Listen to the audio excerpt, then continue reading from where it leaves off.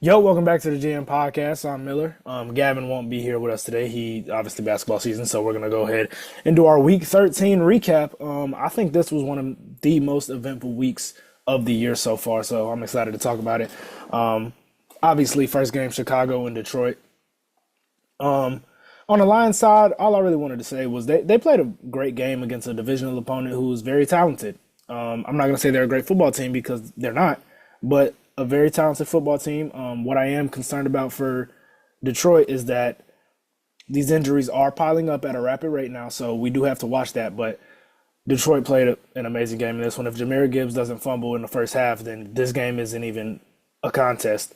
Um, the Bears had, I don't even know if they had a first down in the first half. I remember watching this and just being highly discouraged of the game plan. It felt like run, pass, and three and out every single drive for the Bears. But yeah, the Bears, they fought back. Caleb Williams showed the reason he was drafted number one. He had some crazy passes, some crazy accuracy. Those the high side of his talent, it it shows why he was picked number one. Keenan Allen ran probably the best route of the year, by the way. The reverse whip route into the end zone was beautiful. So props to him. Props to DJ Moore for performing in the second half as well. Obviously, Matt Eberflus. He was fired this past week, and he deserved to be fired way back when.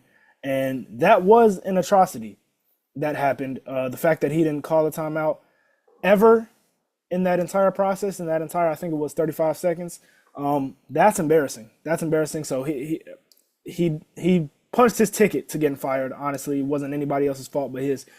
What I will say is that the ideal situation would have been for everybody to get up to the line, run one more play, maybe even a run play, pick up maybe 5 yards, timeout. Caleb Williams is a rookie, so I'm giving him a pass. But my problem with Caleb Williams, once again, the narrative coming into this season were the Bears were a playoff team at least. Nick Wright had them as a Super Bowl favorite. So yeah, the narrative was this team was going to be extremely good because of Caleb Williams coming in and all these weapons. Caleb Williams is not the reason the Bears are 4-8, but he also is not helping the cause, I don't think. I mean, these first halves are abysmal. I think I have a stat here. They are 27th in first half scoring, and they have scored 32 first half points in their 6-game losing streak, which is around 5 points a first half, which is 10 points a game if you really look at it in totality. So they're just not coming out ready to play. It is a coaching thing. So we're going to give this year to them as a break because even though I like to hold QBs critical whenever they come into the league because you do see certain qualities on what they will become, I'm going to give them a pass because Caleb Williams has been balling out in these second halves, especially I think it was the last 3 games. So props to him, and I think once again Detroit will be all right. Hopefully they don't get too banged up by injuries. Well, I'm an Eagles fan, so that's all I'll say about that. Giants at Dallas. This was on Turkey Day, obviously, and after I ate, I passed out watching this game. It was bad football. It's bad football right now. Both of these teams, organizations are horrible. I just think the Giants are a deflated franchise. If they don't get Shedeur Sanders, they're cooked. They lost this offseason if they don't get Shedeur Sanders because obviously Cam Ward is a pretty good prospect as well. But I don't know. I think you need that Hollywood vibe in New York right now because that is a poverty organization. Dallas on the other side, obviously, y'all are just horrible. Y'all paid a lot of people highly, and y'all are looking forward to next year as well. I've heard a lot. Micah Parsons obviously was like, we're going to make a run at this. No, you're not. You're not a good football team. Let's relax. You beat the New York Giants by 7 points, and it was embarrassing. Yeah, just embarrassing. I'm glad that those two teams are in my favorite teams division. Miami versus Green Bay. First, I'll talk about Green Bay. Let's talk about the winners first. Green Bay was my Super Bowl winner to start the season. And in my opinion, they are a top 3 team in football now. I think the top 3 teams in football all reside in the NFC, which I know a lot of people won't agree with because a lot of people are high on Buffalo. KC is obviously I would bet on KC to still make the Super Bowl, and their pedigree holds them above every single team in the league, but they are not playing a top three level of football this year. So I do think Green Bay is up there. Defensively, they're playing great football. They have been all year. Jordan Love had 0 turnovers in this one, which is extremely important for his development. They have a deep receiver room. I will say, I think if they do have a flaw, it is that receiver room. Maybe he doesn't find that connection to that one guy in those really important moments. I feel like that's important for all these quarterbacks. I mean, Jalen Hurts has his A.J. Brown. Jared Goff has his Amon-Ra St. Brown. Josh Allen, hopefully he develops some with Amari Cooper.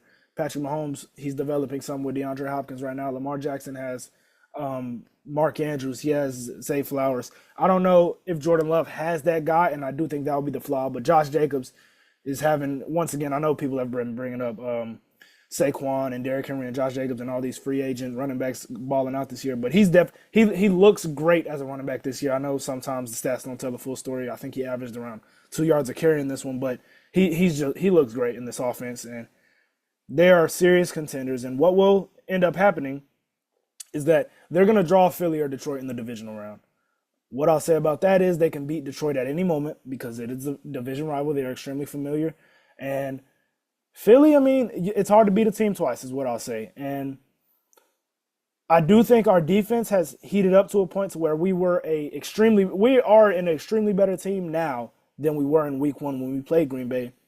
But I don't know, man. Green Bay, once again, whoever, if it's them or Philly that makes it to the Super Bowl, I won't care because I picked Green Bay and I love Philly. So we will see what happens.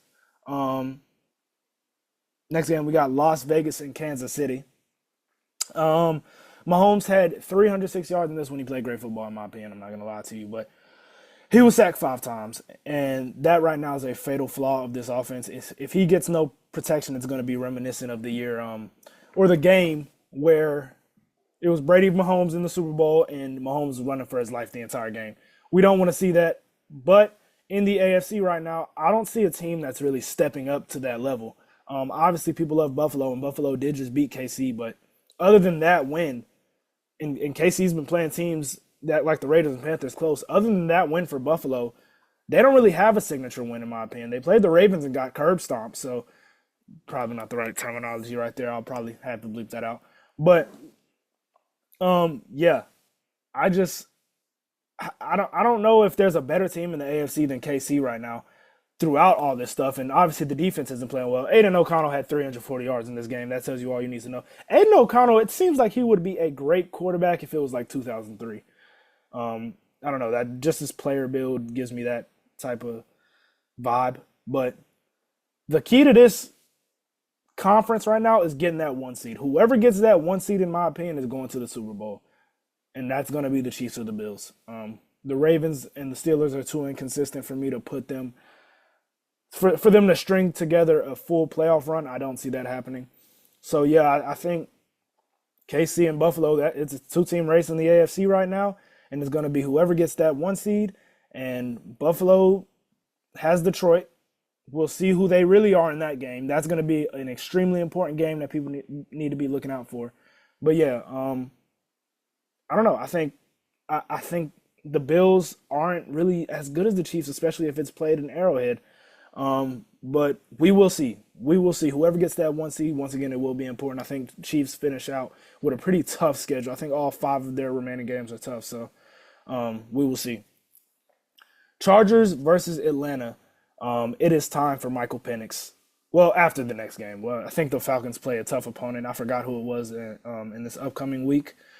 But, yeah, Kirk Cousins, he can't move. Like, he literally can't move. And I know there are some quarterbacks that are not mobile, but this guy literally cannot move. He is too injured. This Achilles injury has obviously taken a toll on 2 quarterbacks who have been productive in these last couple of years. And obviously that's an injury that we now can say is extremely impactful to these quarterbacks because he looks stiff. Like, he looks old. He looks like an elder in the pocket playing quarterback.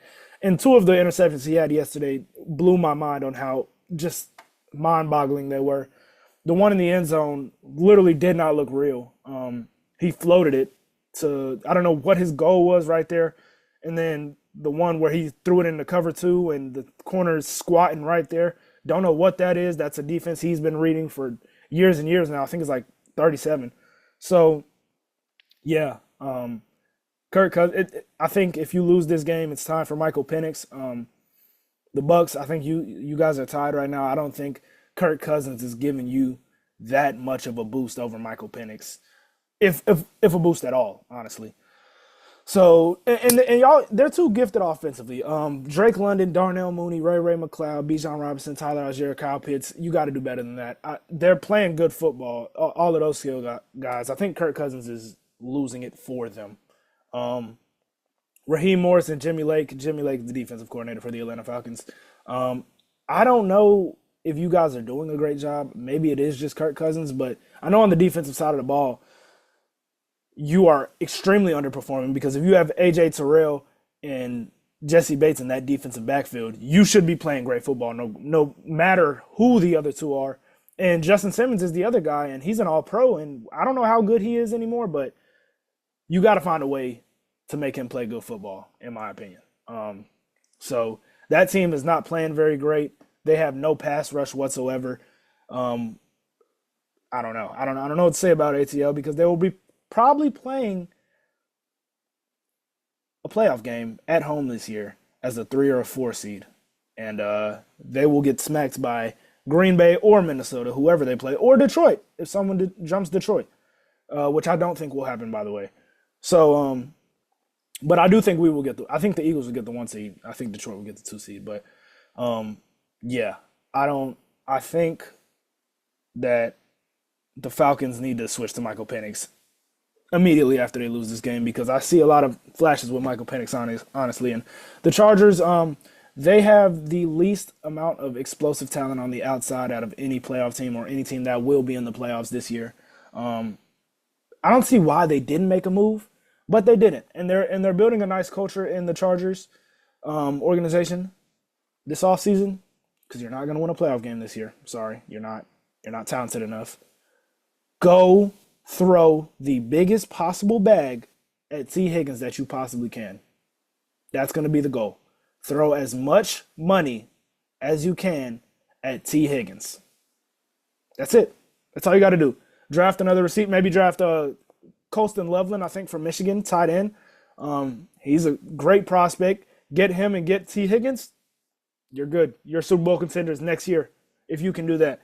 But they need to get a explosive receiver in that run. And obviously they have Quentin Johnston who has these drop problems. They need to get a complete great guy. I feel like they need to get a cemented guy for the roster that they have right now because the trenches are built. They're built because of Harbaugh. They have a great QB1, obviously, and this defense is playing lights out. I mean, you got to get a receiver. You have to get a receiver in this offseason. That needs to be the first move possible. Either you trade up for one of the elites like Tetsuroa McMillan, I think his name is, from Arizona, and I think he's the only elite other than Travis Hunter maybe or Luther Burden. But, yeah, you got to get T. Higgins. You have to be the team that gets T. Higgins. And the crazy thing about that is I think multiple teams need to have that mentality. But for the Chargers, it will increase their chances of a Super Bowl just like that. We can move on to Pittsburgh versus Cincinnati. The Bengals defense is atrocious, as we've seen all season. It makes me emotional talking about the Bengals because honestly, Joe Burrow is probably my second favorite quarterback in football. This is probably my second favorite team in football. It's my favorite team to use on Madden. It sucks. It sucks. It sucks that this defense is selling Joe Burrow's MVP season. And I saw a stat the other day. I think the Bengals have the most points scored in losses ever in NFL history, which, that stat right there tells the entire story for you. They scored 38 points in this game and lost with 3 turnovers by Joe Burrow, which I'll say maybe I feel like each of the turnovers were not his fault, but he could have been better in each one of those situations, if that makes sense. So yeah, Joe Burrow, he's a guy that is probably one of the most polarizing quarterbacks in the league right now because people are like, well, he doesn't win. How can he be on this level of Lamar and Josh Allen? And you have the people that he's the best. He's one of the best quarterbacks in football. I'm more on that side where I think he is one of the best quarterbacks in football, but I don't think that there is no blame to be put on him. I think he has had some costly turnovers, some costly misses this year. But yeah, if he had a semi-capable defense, those misses wouldn't even be brought up. Every quarterback has misses, but you know they're selling him. And Russell Wilson had 414 yards in this game. I love to see it. I mean, Russell Wilson was one of my favorite quarterbacks when he was at his peak, and he's playing great football. He had one throw to Pat Fryermuth for a touchdown that was absolutely beautiful. He threw it off his, I think, 1 foot, flicked it in between, I think, 4 defenders, and it was beautiful. And if Russell Wilson is playing like that, we're going to have to talk about the Steelers a little bit more, and we'll see what happens against Baltimore when they play once again. But I think the Steelers are a team that we just need to keep an eye on. Need to see if they make a huge jump offensively, because if they keep playing like this, I think they're the best team in the AFC. I'll put it as simply as that. But we have no basis of consistency for this team, so I'm not going to hold too much weight on that game specifically. But let's move on. We got Arizona and Minnesota. Kyler Murray is a very talented quarterback. I wouldn't mind having him as my franchise. Well, let me take that back. I wouldn't mind having him for some years as a quarterback for your organization. But you can't trust this guy in a 2-minute drive. You can't trust this guy at the end of the game. I'm not saying that he lost the game, because he absolutely didn't.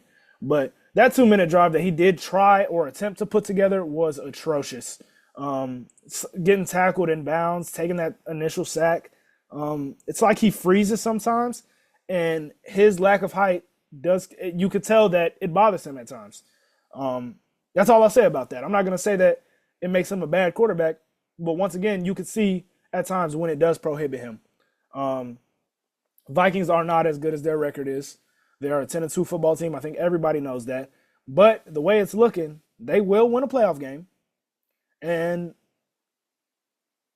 I think the only way they don't win a playoff game is if they get San Fran in the first round, which could still happen because no one in the NFC West is taking real advantage of that division, and Seattle has a tough end of schedule. So I don't know. I don't know what Minnesota is. I need to see more from Sam Darnold as far as first half efficiency, them stringing together a whole offensive game. I need to see that against a at least capable defense before I actually start believing in them. I also want to see them at least one time on primetime again. I assume they'll have a primetime game. I know they still have Green Bay and Detroit, so we'll see how Sam Darnold plays in those games, and then we can start making judgments on Minnesota. But right now, I don't have them extremely highly touted. Indianapolis versus New England. Two great young quarterbacks, in my opinion. Two quarterbacks that are going to be great. Hate all you want. These guys are gifted. They're big quarterbacks, big arms. Anthony Richardson put together a last-minute drive that was absolutely spectacular. He had some throws where they were absolute dots, and his receivers didn't come through and catch him. So if we can get that fixed, he'll look even better.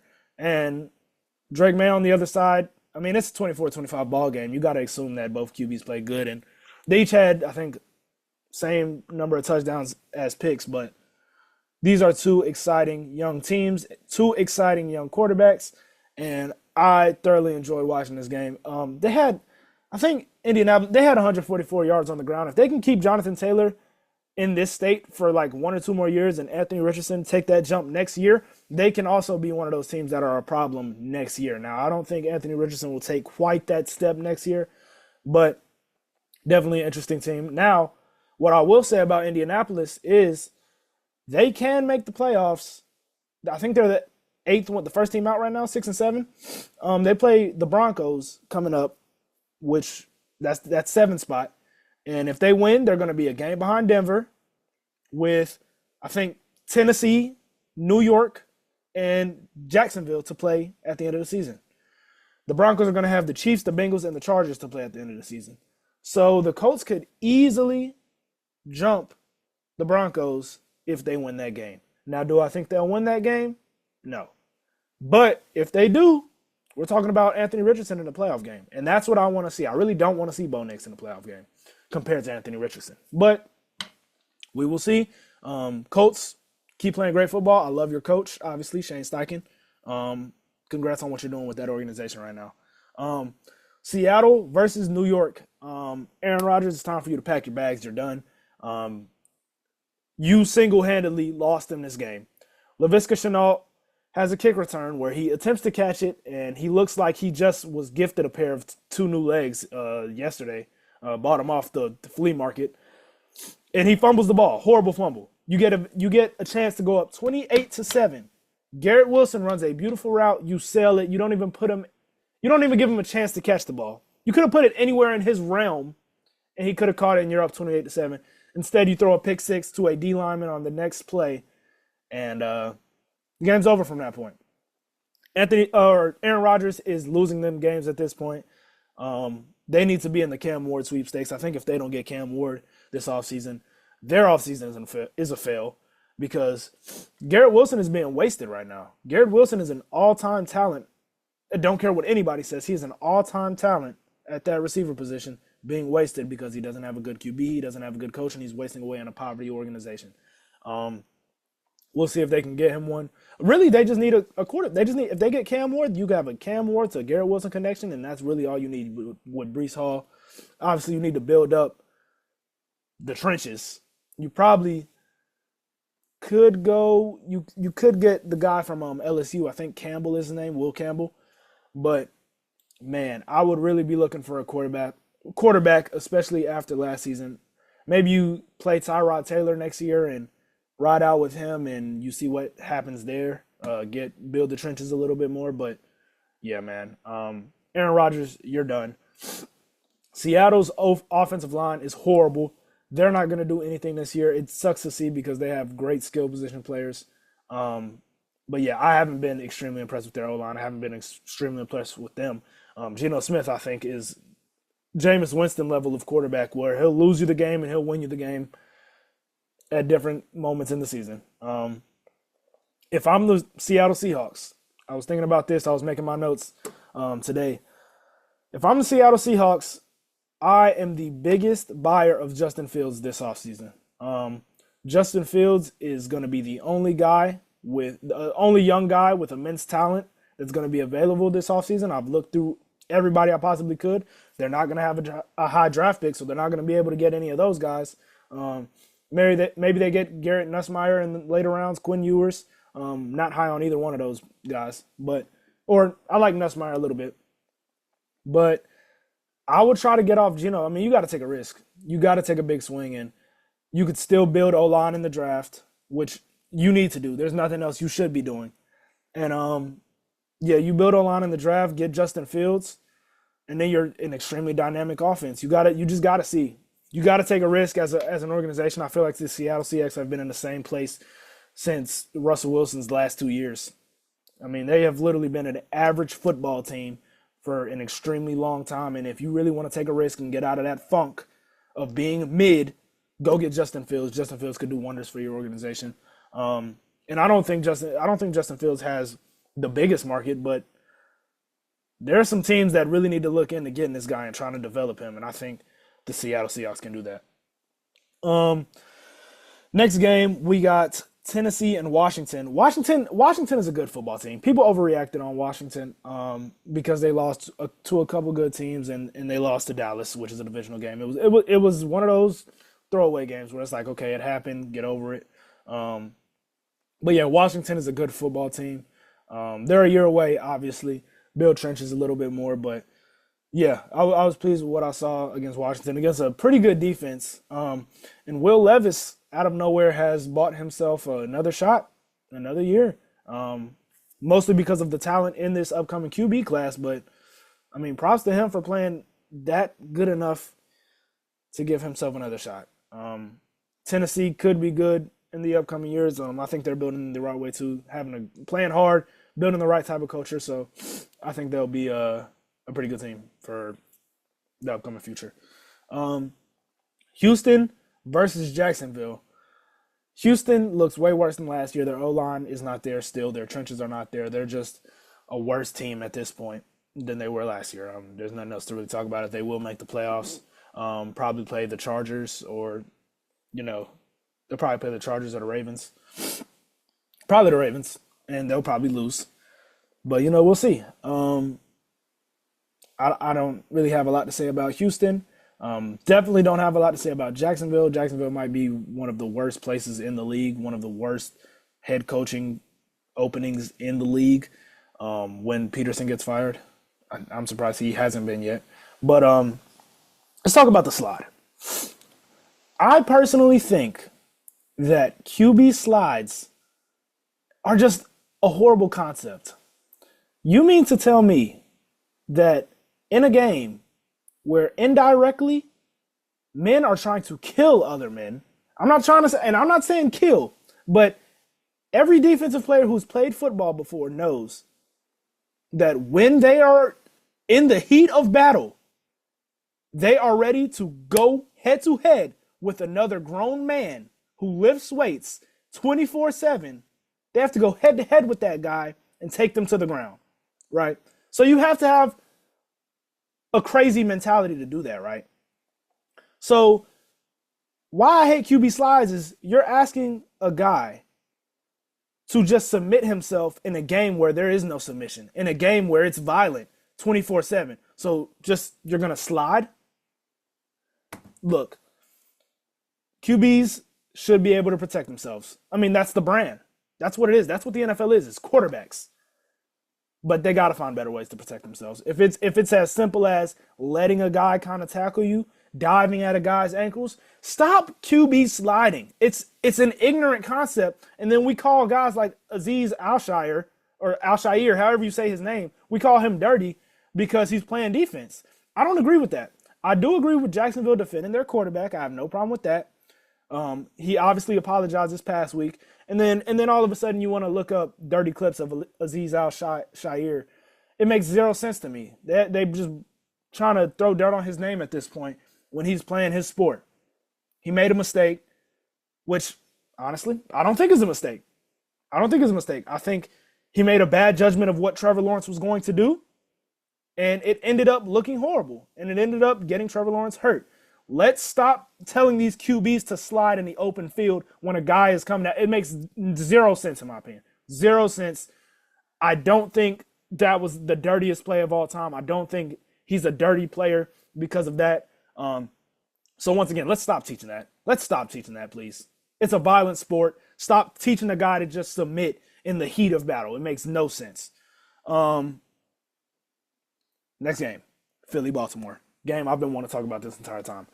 So, Philly, you have the best defense in the league. You have the best defense that I have ever seen as a Philadelphia Eagles fan. That's where I'll start off. Obviously, Justin Tucker misses those kicks, but they're stopping them from getting in the red. They're stopping them from getting in the red zone, stopping them from getting touchdowns, and making it a hard field goal. Not really too hard for Justin Tucker, obviously, who should be making these things, but this defense is amazing. It is amazing. It makes me emotional, honestly, just talking about it. I've never seen a defense on the Philadelphia Eagles play this well, and Vic Fangio has these guys playing crazy football. And then I'll talk about, obviously, Jalen Hurts. Jalen Hurts is one of those guys, man. I remember when he got drafted, me and my dad are watching the draft, and this is the same year that Jalen Reagor gets picked over Justin Jefferson. And when that happened, when Jalen Reagor got picked up, I was furious. I was screaming in that room. I was livid, as an Eagles fan would be. And I was right. And I don't think it was hard to be right in that situation. And then we drafted Jalen Hurts. And my dad was screaming frustrated. And I was screaming frustrated because I'm agreeing with him. I'm like, what are we doing? But Howie, thank you for drafting this guy, Jalen Hurts. No matter how talented he is, because when we talk about talent, he's probably on the lower end of the league. But no matter how talented he is, Jalen Hurts can 100%, you can 100% say about that guy, he's going to step up to the plate. He's going to be able to play in those big-time moments. This guy was 100% in command of the offense all Sunday. He steps up once again to those big-time QBs, and now this is his fourth year starting in football. He has beat Josh Allen. He has beat Patrick Mahomes. He has beat Lamar Jackson in a different conference. I mean, what can you say about he approaches work the right way, and he shows up to play when he needs to play. Jalen Hurts, I mean, props to you, man. I can't say enough about you as a quarterback. You play great when you need to play great. Don't prove me wrong. Don't prove me wrong. But I love what I see from Jalen Hurts every single Sunday this year. Um, his connection with AJ Brown, I don't think there's a better connection in football, or maybe a more reliant or more established than that one. I mean, who are you taking over that? Honestly, maybe Baker to Mike Evans, who we'll get to them in a second too, because I wanted to talk about that game. But obviously Nico, C.J. Stroud, I mean Jamar, Joe Burrow, you got those, all of those. But you have to talk about that one. Saquon Barkley obviously had 107 yards in this game. Um, he's one of those guys. It's bound to happen with this offensive line. That's the best part of this offense. It's bound to pop with this offensive line. They are moving people out the way crazy.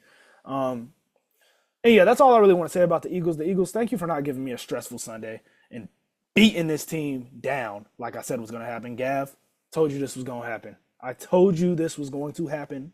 I told you this was going to happen. And I predicted this game perfectly, because let's talk about Lamar Jackson. I love Lamar Jackson. I root on Lamar Jackson. If there was a team that I would want to go to the Super Bowl, I would want it to be Lamar Jackson and the Baltimore Ravens. But this guy, let's start admitting it. Let's start admitting it. Let's start admitting it. Okay? Lamar Jackson has one of the lower football IQs in the entire sport. In the entire sport. Let's just put it like that. That is what his fatal flaw is, and that's what's stopped him from getting to a Super Bowl. Lamar Jackson's IQ is low. That's just what it is. It's what it is. He had crucial misses in this game. He had a flat to Zay Flowers that he missed, easy first down. He had Isaiah Likely on a crosser that was extremely easy, but I've seen Lamar do this too many times to count. Him talking about after the game, man, I do got to take them rushing lanes. We were saying that after the AFC Championship last year. So why is that still a problem? And this isn't no fluke game, because this is the best team in football we're talking about. And we're talking about the Ravens as one of the most talented. So Lamar, I just don't know about Lamar. In a big game, in a big playoff game, you never know. You never know until he makes that one run, to where we say, well, he could do this, because we haven't seen him do it in the playoffs yet. We have not seen him do it. So why should I believe that all of a sudden it's going to change? I love Lamar Jackson, but we have to start talking about this dude.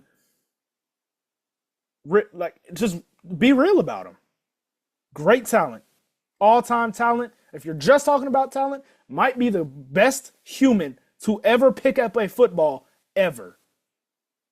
But when it comes to making the right play, he's not on the level of Joe Burrow. He's not on the level of Patrick Mahomes. He's not on the level of Josh Allen. I would argue he's not on the level of Justin Herbert. And then when you play Jalen Hurts, who's once again that guy who steps up against big-time QBs, the differential doesn't look too big. And that, once again, that's where I'll give Jalen Hurts props. When he plays guys like Josh Allen, Patrick Mahomes, the gap doesn't look as big as what you consider it to be when you rank these quarterbacks 1 through 10 or however you want to do it. That's all I'm saying. And you can't say that about any other quarterback but Jalen Hurts. And Matthew Stafford, obviously, who we'll talk about the game right now. Rams versus New Orleans. The Rams O-line is not good, and it scares me. And they're not scoring first half points, which also scares me. But they have Matthew Stafford, and they're in contention for the NFC West title. End of the day, if Matthew Stafford is playing in a football game, nobody wants to see that. Minnesota, I can guarantee you, does not want to see the Los Angeles Rams in the first round. I mean, the Rams beat them, I believe, already. And if they get that 4 seed, yeah, I just don't think anybody wants to see Matthew Stafford. How much everyone, if you don't like the Rams, if you don't think Sean McVay's a good coach, if you don't believe in that defense, nobody wants to see Matthew Stafford in a playoff game. That's all I'll say about that. Obviously, they have great skill players, but they got to get that trenches set up better than it is right now. Saints, probably the most boring team in football right now, or have the least amount of lore behind them. I'm thinking, if you're the Saints, get off of Derek Carr this offseason, draft Jalen Milroe or Garrett Nussmeier. Draft 2 high-ceiling guys that may be able to electrify your franchise. Obviously, you have Spencer Rattler right now. Don't think he's the guy. Sorry, I don't think he has the tools to be the guy. I think Jalen Milroe is just way more suited. So Saints, you're in no man's land. Don't care about you, honestly. Tampa Bay versus Carolina. We got to see two of my favorite quarterbacks play once again. Great game. Great game. Great game. Bryce Young, props to you, Bryce Young. I can't even begin to announce how happy I am for this guy. He's playing great football. His accuracy is something like I've never seen. He looks comfortable now. Baker Mayfield, same thing. He looks comfortable. And really what I wanted to talk about, I wanted to give a shout out to Mike Evans and Adam Thielen. These are two guys that are kind of responsible for helping these two quarterbacks bloom. Baker Mayfield wasn't considered a great quarterback until he got to Tampa, and Mike Evans has 100% helped his development as a quarterback, and Adam Thielen has done the same thing for Bryce Young. Adam Thielen made a catch in this game that was incredible. The left-handed going to the ground. Adam Thielen is still a great receiver. It makes no sense how he has continued to be this great over time, and it's crazy. I mean, my childhood generation of receivers, these are two of the guys that are still doing it at a very high level. And once again, props to those guys. Adam Thielen had a catch to set up Carolina for the win. Chuba Hubbard fumble. It happens. It was rough. Honestly a better defensive play than a offensive bad play. But yeah, that's all I got to say about that one. I was very pleased watching that football game. San Fran at Buffalo. Don't really want to talk about how bad San Fran is. And what's funny about San Fran is they could still very much win the division. I looked at all the team schedules, and they could easily beat Minnesota. I think they could beat Minnesota. That's going to be the team who they will probably play if they do make it, or the Packers, who they won't beat.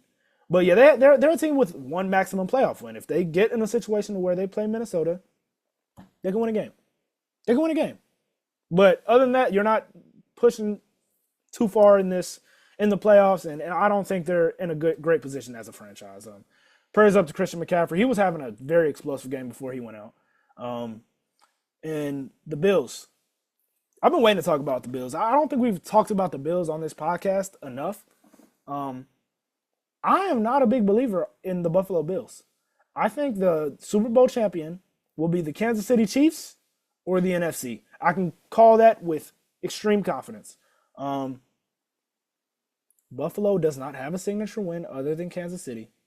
And I know they're going to be, what you mean they don't have a signature? Kansas City is that big of a win. I don't agree that it is. You've beat them in the regular season. I don't know how, I think 3 times before. Okay? Kansas City still does have that 1 seed. If Kansas City can keep that 1 seed, Kansas City is going to the Super Bowl. There's no doubt in my mind that Kansas City is going to the Super Bowl if they can play at Arrowhead. I'm like, that's just me being honest. Still, to this day, Buffalo has shown me nothing that elevates them over KC for me. It's that simple.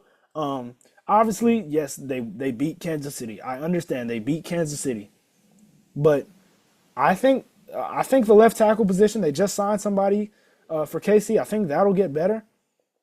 I think the DB situation will get better. I think they will come together as a unit. I don't know, man. It's hard to doubt KC in the AFC right now. It's so hard for me. Buffalo is a great team. Josh Allen is a great football player. But we have to – I don't see if Buffalo does get to the Super Bowl, I don't see them beating Detroit, Philly, or Green Bay. Don't see any of it. Might be a horrible take, but I think the Bills are the 5th best team in football right now.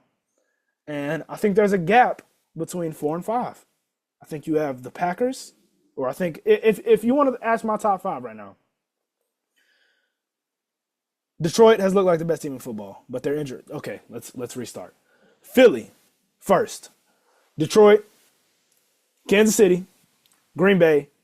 Then there's a gap, and there's Buffalo. And that's just my opinion. I don't think there's a lot of great teams in the AFC, and that's why I am very high on the Steelers, because I think the Steelers have room to slip in there and make something happen. Last game, Cleveland at Denver. I fell asleep before this game, woke up after it was over, and was so mad that I missed it. I'll be real. I saw the box score. Jameis Winston played Jameis Winston football. He had 497 yards in this game and 2 pick sixes. That is football right there. That is cinema. I was excited looking at the box score and couldn't even watch the game. Jameis Winston is a quarterback that if I don't have one, I want that guy because he's selling those tickets. If not anything else, he's going to sell some tickets and he's going to give you some excitement. So, Jameis, props to you for always being you as a quarterback and as a person. Jerry Jeudy had 235 yards in this one. Jerry Jeudy might be my biggest draft miss of all time. I thought Jerry Jeudy was going to be the best receiver in the league after 3 years. His college film, literally the way he moves, and still to this day, honestly, the way he runs routes and moves makes me emotional, bro. This guy has studied, and his feet is art. It's art. Study his feet, especially at Bama. I thought this guy was going to be a top 10 receiver. He could still be great. His career is not over. Jerry Jeudy, I love Jerry Jeudy as a receiver. I'm not going to lie. I hope he continues this production because I want to be right about this guy. I want to be right about this guy. At least be a top 10 receiver. Sean Payton, I wanted to talk about him just a little bit. He has to be in the Coach of the Year conversation with Kevin O'Connell. I think those are and Mike Tomlin. I think those are the guys that need to be in contention. And honestly, I think whoever has the best record, just give it to him. So right now, if Kevin O'Connell continues to have the best record, which I think by the end of the season he probably will have the best record out of those guys, he does need to get Coach of the Year. But Denver's playing great football, and like I said, that game against Indianapolis, I think in 2 weeks, is going to be extremely important, probably more important than people notice. So from me to you, pay attention to that game because it will be important. But thank you guys for tuning in.